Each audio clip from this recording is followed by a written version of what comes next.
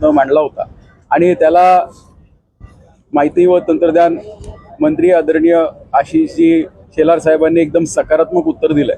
आमची मागणी अशी आहे की अलीकडच्या काळामध्ये जो सोशल मीडियाच्या वापरामुळे जी तरुणाईमध्ये गुन्हेगारी प्रवृत्ती वाढत चाललेली आहे, तरुणाई भडकत चाललेली आहे, या दृष्टिकोनातनं या प्रश्न मांडला गेला होता।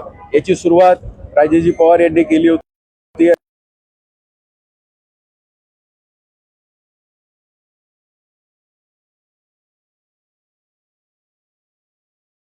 की ज्या ठिकाणी टास्क फोर्सची स्थापना झालेली आहे आणि लवकरच टास्क फोर्सचा रिपोर्ट आल्यानंतर 3 महिन्याचा कालावधी दिला गेलेला आहे। 2 फेब्रुवारीला टास्क फोर्सची स्थापना झालेली आहे, त्यामुळे 2 मे पर्यंत या टास्क फोर्सचा अहवाल येईल आणि हा अहवाल आल्यानंतर लवकरच त्याचं कायद्यामध्ये रूपांतर केलं जाणार आहे। सर, स्पेशली या कायद्यामध्ये काय तरतुदी असतात आणि त्याचे परिणाम कशा प्रकारे होतात?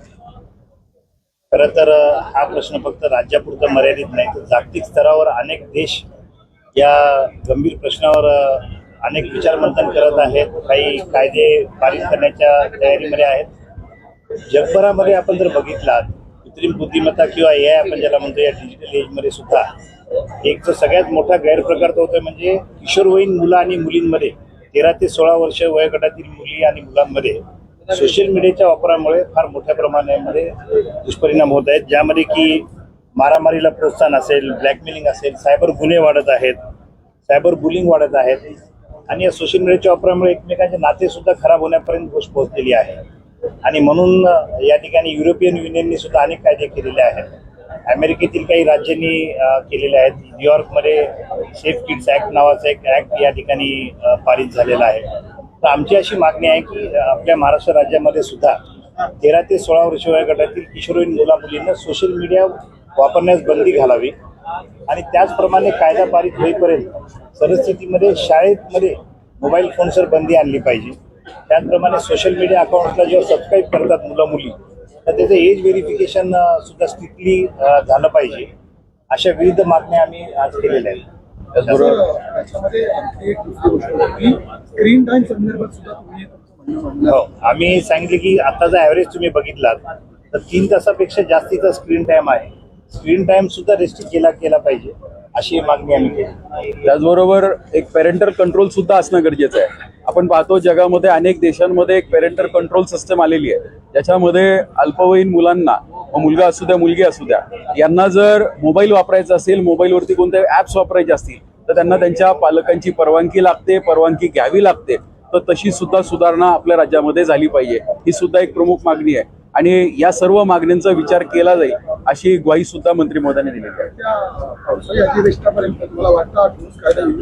ते होणं अपेक्षित आहे। जर 2 मे पर्यंत अहवाल झाला तर जून जुलै महिन्याचं जे अधिवेशन आहे याच्यामध्ये कायदा पारित करायला काही अडचण राहणार नाही, कारण आम्ही पाहतो राज्याबरोबर, आमच्या महाराष्ट्राबरोबर देशात आणखी 2 राज्यांनी या कायद्याची घोषणा केली, पण दुर्दैव असं आहे की त्याला अजून त्यांनी बेसिक जे फील्डवर्क व्हायला पाहिजे तर ते झालं नव्हतं। त्यामुळे महाराष्ट्रामध्ये कायदा येत असताना हा सर्व कायद्याची अभ्यास करून या कायदा आणला जाईल।